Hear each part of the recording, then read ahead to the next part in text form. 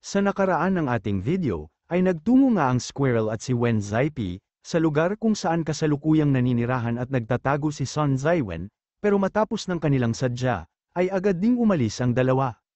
Samantala makalipas ang 3 buwan, sa bahay ng ating bida dito sa Earth, ay mayroong kumakalampag sa pintuan ng kanyang bahay, habang tinatawag ang ating bida bilang hari, sabay sabi na nandito daw siya upang makita ang kanyang hari, at agad ding tinanong kung namiss ba siya ng hari. Pero dahil sa wala ngang nagbubukas ng pintuan, ay nagtantrum na ito at kinakalabog na nga ang pintuan, habang sinasabi na buksan umano ng kanyang hari ang pintuan, sabay tanong kung bakit hindi siya nagsasalita, dahil alam na daw ni Wen Zaipi na nasa loob lamang siya. Sunod ay tinanong nga din ito, kung totoo daw ba ang mga sinabi sa kanya ng Squirrel, na ayaw siyang papuntahin ng ating bida dito sa bahay niya, sabay sabi na ang mga katagang sinabi daw ni Shu sa kanya nung nakaraan, patungkol sa kung ayaw na niyang maulit sa kanya ang mga nangyari sa nakaraan, ay hindi pa din niya maunawaan, kaya kung maaari ay ipaliwanag daw ito ni Shu. Pero ang ating bida nga ay daig pa ang mga may utang sa mga Bombay sa kanyang pagtatago, habang iniisip na madaldal umano ang Squirrel nila, sabay tanong sa kanyang sarili kung ano pa kaya ang mga sinabi nito kay Wen Zaipi. Sunod ay naisip nga ng ating bida, na kailangan umano niyang mapaalis ang madaldal na si Wen Zaipi, dahil kung hindi ay mayat-maya na naman siyang aabalahin nito, at isang trahedya nga daw ang kakulaitan ni Wen Zaipi. Pero hindi naman tumigil si Wen Zaipi sa pagkalampag sa pintuan ng bahay ng ating bida, hanggang tuluyan na nga itong nasira, at kahit pa nga ayaw talaga sana siyang papasukin ng ating bida, ay wala na din naman siyang nagawa, habang si Wen Zaipi naman ay agad siyang ipinagtimpla ng tsaa. Agad nga din niyang sinabi, na madami daw siyang natutunan sa bago niyang kapitbahay, at yun nga ay walang iba kundi ang Squirrel, sabay sabi din ngayon umano at nandito na siya sa bahay ng ating bida, ay maipapakita na niya ang lahat ng natutunan niya sa ating bida. Pero habang umiinom nga ng tsaa si Shu, ay sinabi nitong nag-cultivate daw siya sa kanyang star chart, nang bigla namang sinira ni Wen Zaipi ang kanilang pintuan, sabay tanong kung ano daw ba ang sadya niya sa ating bida.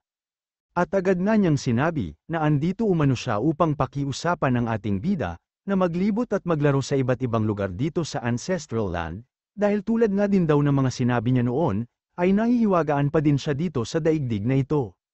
Pero sinabi naman ni Shu na wag umanong magpatawa si Wen Zaipi, dahil nabalitaan nga daw niya sa kanilang Squirrel, na walang oras at hindi nakasama si Wen Zaipi, nang ayain siya ng mga puppet masters upang magtungo ng Chiangbai Mountains, para bisitahin ang World Tree at si Guizhou. Ilang araw pa nga lang daw ang nakakaraan nang ayain siya ng mga puppet masters, tapos ngayon ay bigla na siyang nagkaroon ng oras upang makapring travel, kaya alam umano ng ating bida na paraan lamang ito ni Wen Zaipi, upang mapuntahan at makita siya, sabay sabi na tiyak umanong gumagawa lang din siya ng kwento o palusot. Pero bigla ngang umiyak si Wen Zaipi, at sinabi na kung hindi lang daw sana nagtatago dito Ancestral Land ang ating bida, at kung hindi lang iniwan ang lahat ng trabaho kay Wen Zaipi, edi nagkaroon sana siya ng pagkakataon, upang makasama ang mga kapatid niya o puppet masters, na matagal na panahon din niyang hindi nakita. Sunod ay tinanong nga din ito kung may konsensya pa daw ba talaga ang ating bida, na tinatanong naman kung sinisisi daw ba siya ni Wen Zaipi. Sunod ay napabuntong hininga na nga lang si Shu, at sinabi na may mga mahahalagang bagay siyang inaasikaso nitong mga nakaraan, kaya naman wala din daw talaga siyang oras, upang makipaglaro kay Wen Zaipi, o samahan itong maglibot sa iba't ibang lugar dito sa Ancestral Land. Dahil sa madugong digmaan nga daw na naganap sa Luniverse, ay ginamit ni Zujin ang mga satanas, bilang sacrifice upang muling maibalik ang buhay ng mga Imperial Dragon Guards, at kasama nga ng milyon-milyon na satanas na naging sacrifice, ay naiwan din si Zujin sa Luniverse, o namatay siya sa Luniverse. Pero hindi nga daw tama yun para sa ating bida, at para kay Shu nga ay siya ang dahilan ng lahat ng nangyari sa Luniverse, kaya naman daw wala siyang karapatan na manatiling buhay, kung ang mga dapat na hindi naman kasali sa kanyang laban, ay napilitang magsakripisyo ng kanilang buhay. Kaya naman daw kahit sobrang liit na pag-asa lang ang meron, ay gagawin ng ating bida ang lahat ng kanyang makakaya, upang muling maibalik ang buhay ni Zujin, o ma-revive ito, at sa kasalukuyan nga daw, ay pinapangalagaan ni Xiaoyu at Li Xiang ang kaluluwa ni Zujin. Bukod doon ay nakadiskubre na nga din daw si Shu, ng isang nilalang na maaaring makatulong upang ma-revive niya si Zujin, matapos niyang basahin ang lahat ng mga libro na kinuha niya sa Sword Pavilion, at gayon na din sa library ng Divine King's Palace. At nang unang beses nga daw makita ni Shu ang nilalang na kanyang tinutukoy, ay biglang nanlaki ang kanyang mga mata sa gulat, at hindi nga siya makapaniwala, na ang nilalang na ito ay walang iba kundi ang kanyang flame fire o phoenix. Sunod ay sinabi nga sa atin, na wala umanong nakakaalam kung saan ang kuha ni Howard mula sa The Phoenix, ang kaluluwa ng Fire Phoenix, bukod dun ay wala nga din daw nakakaalam, kung nasaan talaga ang katawan ng Phoenix na ito. Pero matapos nga daw ng ilang katanungan ng ating bida sa Phoenix, o naging interrogation niya sa Phoenix, ay nagkaroon ng kasagutan ang mga ito, at nalaman nga ng ating bida, na sa isa sa mga ruins niya nakuha ito. Pero matapos nga daw siyasatin ng ating bida, ang lahat ng mga ruins sa Formation Ice na meron siya, ay wala naman siyang makita na bakas ng Fire Phoenix, at mukhang ang Formation Eye na kailangan niya, upang matagpuan ang ruins kung saan nakuha ni Howard ang Fire Phoenix, ay kasama sa mga Formation Eye na nakuha ng Inner Demon at ni Yu Fuyao. Pero dahil sa isang kaluluwa nga lang daw ang Inner Demon at wala itong katawan, ay malamang na si Yu Fuyao ang nakapagtago ng mga Formation Eye, at dahil sa natagpuan na daw ng mga dagang ang lokasyon ng mga kayamanan sa East State, ay kailangang magtungo ng ating bida sa Luniverse nitong mga susunod na araw. Pero tinanong lang naman ni Wen Zaipi, kung ito daw ba ang pinagkakaabalahan nilang hinahanap nitong mga nakaraan, sabay tanong kung bakit hindi daw ito sinabi ng ating bida sa kanya. Pero tinanong lang din naman ni Shu, kung ano pa daw ba ang punto para sabihin niya ito kay Wen Zaipi, sabay tanong kung alam ba niya kung saan tinago ni Yu Fuyao, ang mga Formation Eye, at nang sabihin nga ni Wen Zaipi na oo umano, ay halos mabali ang leeg ng ating bida sa bilis ng kanyang paglingon kay Wen Zaipi. At ilang sandali nga lang din ang nakalipas, ay agad na nagtungo sila Shu ng Luniverse, kung saan ay dumiretso nga sila sa mansion nila Wen Zaipi. At dito ay sinabi nga ni Wen Zaipi, na matapos umano siyang maging Celestial Emperor ng South State, ay sinamantala niya ang pagkakataon upang muling ayusin, ang mansion na nagmula sa kanilang mga ninuno at nilagay sa kanyang ruins. Pero matapos nga daw siyang magtungo dito nung nakaraan, upang mag-alay ng kanyang paggalang sa mga ninuno nila, ay natagpuan niya ang isang space ring sa spirit table nila. At dito nga ay sinabi ni Shu, na bago mamatay si Yu Fuyao, ay sinabi niyang hindi na siya muling magtutungo pa sa ruins na yon, kung magkakaroon siya ng pagkakataon na muling mabuhay pa, sabay tanong kung hindi daw kaya ang ruins na tinutukoy niya, ay ang mansion o ruins na ito. Pero sinabi lang naman ni Wen Zaipi na ganun daw ba. At agad nga din niyang naisip, na ang nakakatanda umanong kapatid niya na si Yu Fuyao, ay buong buhay na tila naging isang baliw, matapos siyang ma-in-love kay Lu Shen. At dahil nga daw sa pag-ibig ni Yu Fuyao kay Lu Shen, ay kayang isakripisyo ni Yu Fuyao ang lahat, kung saan ay kaya din niyang magdulot ng trahedya sa isang daigdig, nang dahil sa pag-ibig na ito.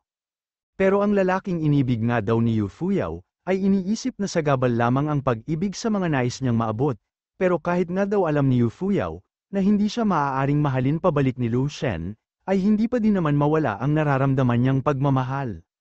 Sabay tanong sa kanyang sarili, kung ano daw kaya ang iniisip ni Yu Fuyao, matapos na dumating ang katapusan ng kanyang kabaliwan sa pag-ibig, sabay sabi ding malamang umano, na hindi niya ito mauunawaan sa buong buhay niya.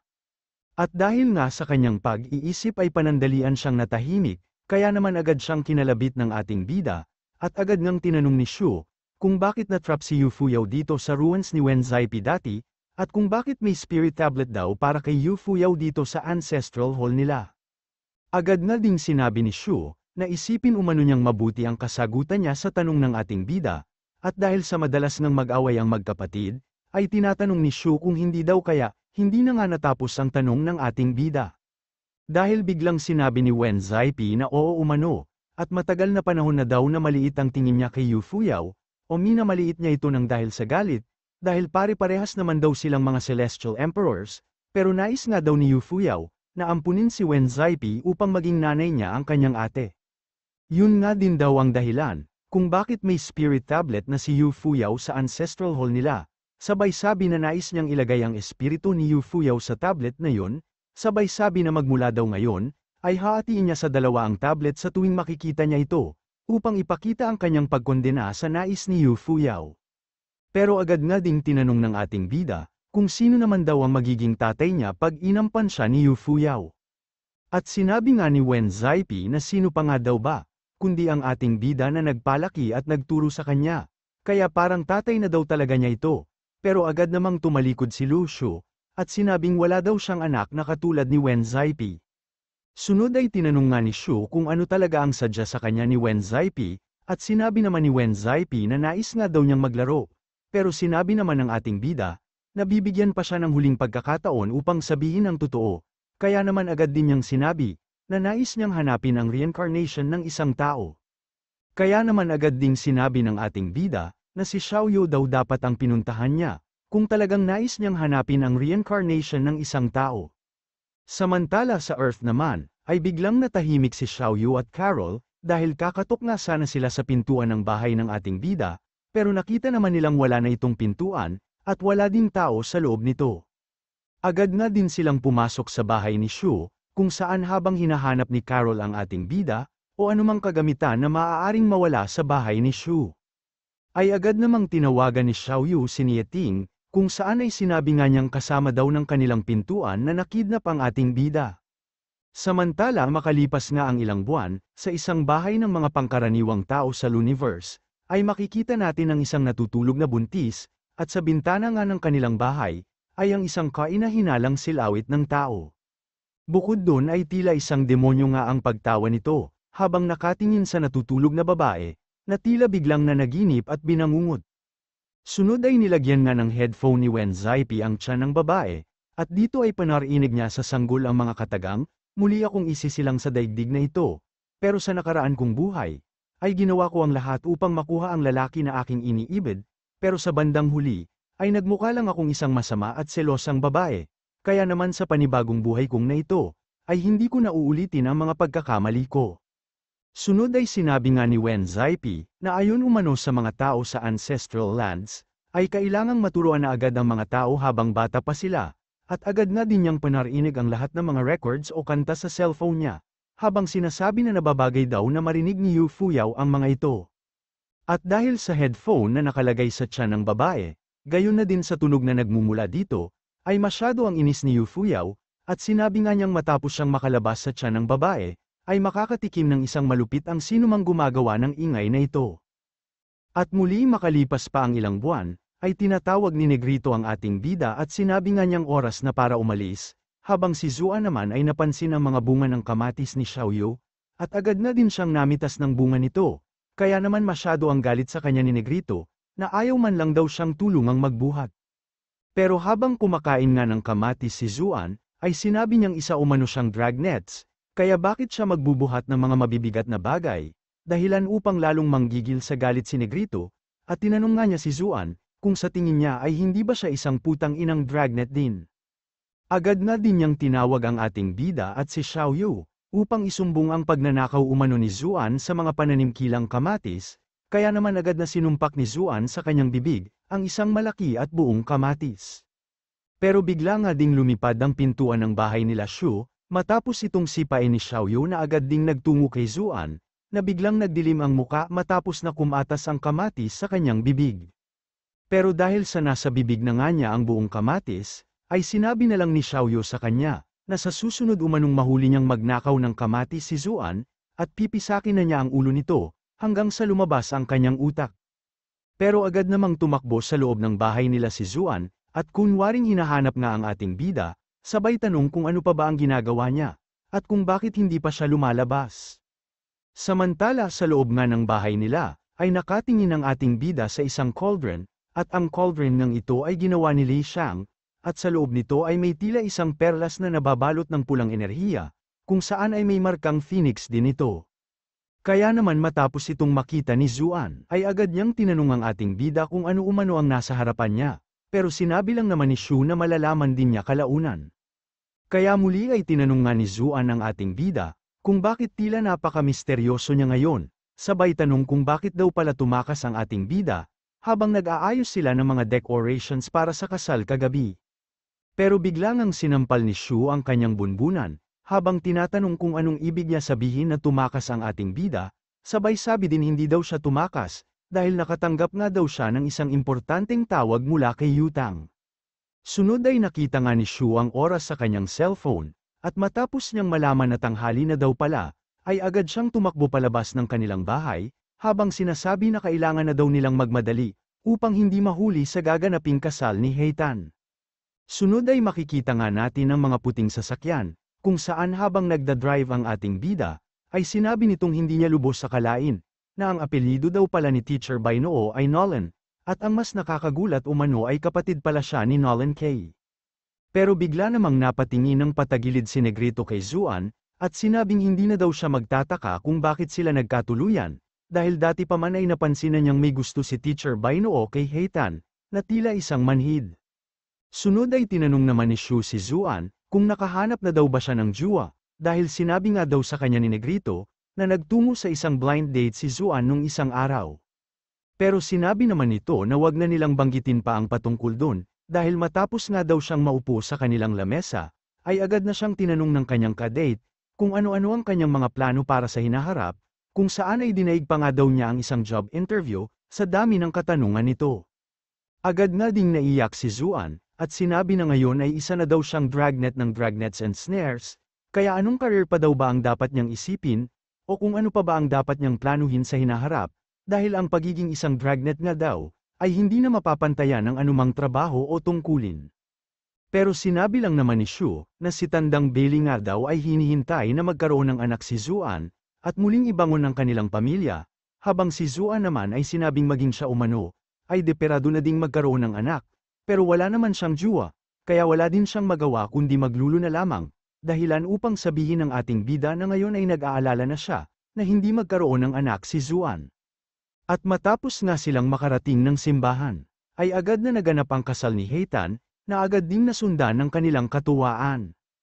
At pagdating nga sa reception, ay sinabi nilang hindi umano nila lubos akalain, na si Heitan ang unang magkakaroon ng asawa sa kanila. Bukod dun ay ito nga daw ang unang kasiyahan, matapos ng malaking digmaan na kanilang pinagdaanan. Sunod ay tinanong nga ni Nieting ang ating bida, kung kamusta na ang inaasikaso niya. At sinabi nga ni Shu na unti-unti na umano siyang nagkakaroon ng lead. Sabay sabi na ayon sa kanyang balita ay medyo pahirapan sa ginagawa ni Nieting, sabay tanong kung kailangan daw ba niya ang tulong ni Shu, pero sinabi naman ni Nieting na hindi na umano, at baka matakot nga lang daw sa ating bida ang mga taong yon, kaya mas mainam kung manatili na lang siya dito sa Luo City. Pero sinabi naman ni Shu na hindi na umano siya kailangan dito, kaya maaari din daw siyang magtungo ng North America, dahil ang mga chismis nga daw mula sa The Phoenix ay tila kakaiba, kaya kailangan niya itong puntahan ng personal, pero sinabi naman ni Nieting, na hintayin na muna niyang maabot ng pinag-uusapan nila ang maestro level. Sunod ay nagtungo naman si Heitan at Teacher Bai sa kanila, kung saan ay nais nga ni Heitan na mag-toast ang ating bida para sa kanya, at matapos nga nito ay biglang dinampot nila Zhang ang bote ng alak, at sinabi nga nilang hindi makakaalis si Heitan, hanggat hindi na uubos ang lahat ng alak. Pero bigla namang nanlisik ang mga mata ng ating bida, at sinabi nga niyang ilayo sila kay Heitan, dahil wala nga daw oras si Heitan para sa kanila ngayon, at kailangan na din niyang magtungo sa wedding chamber, para sa kanilang plok-plokan. At muli makalipas pa nga ang ilang sandali, ay umalis na ang bagong mag-asawa sa reception, at para sa ating bida at kay Zuan nga, ay dumating na ang kanilang pinakahihintay, dahil ipinag-utos nga daw ng ating bida na magtungo sila sa wedding chamber, upang busohan ng bagong kasal, at matapos nga silang makarating sa kwarto nila Heitan, ay agad na dinikit ng mga ito ang kanilang mga tenga sa pader, kung saan ay tamang silap nga din si Zuan sa kanilang ginagawa.